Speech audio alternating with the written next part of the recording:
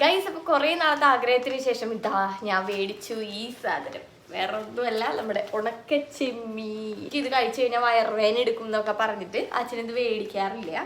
അപ്പം ഇന്നലെ കടയിൽ പോയപ്പോൾ എനിക്ക് ഈ സംഭവം കിട്ടി. ഇപ്പം ഞാൻ വേഗം മേടിച്ചു. ഇത് നമുക്ക് റോസ്റ്റാക്കി കഴിക്കാം.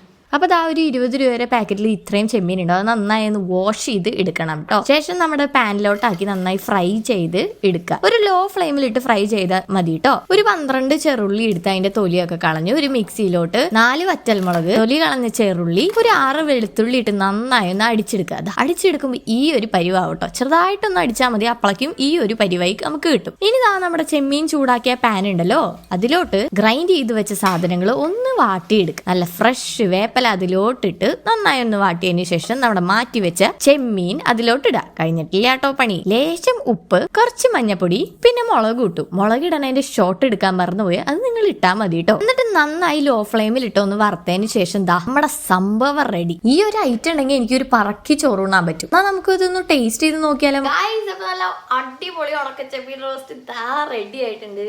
ഇനി കുറച്ച് ചോറല്ല, നമുക്ക് എത്ര ചോറ് വേണേലും ഇത് കൂട്ടി തിന്നാം. 4 വറ്റൽമുളകും മുളക് പൊടി ലേശം കൂടുതലായിരുന്നു, കുറച്ച് പൊടിക്ക് കയറി നിൽക്കുന്നുണ്ടായിരുന്നു. പക്ഷെ എന്നാലും ചോറിന്റെ കൂടെ കൂട്ടി തിന്നാൻ ഇത് മാത്രം മതി. അപ്പൊ എല്ലാവരും ട്രൈ ചെയ്ത് നോക്കാം. വീഡിയോ ഇഷ്ടപ്പെട്ട സബ്സ്ക്രൈബ് ചെയ്യാനും മറക്കല്ലേണ്ട മക്കളെ.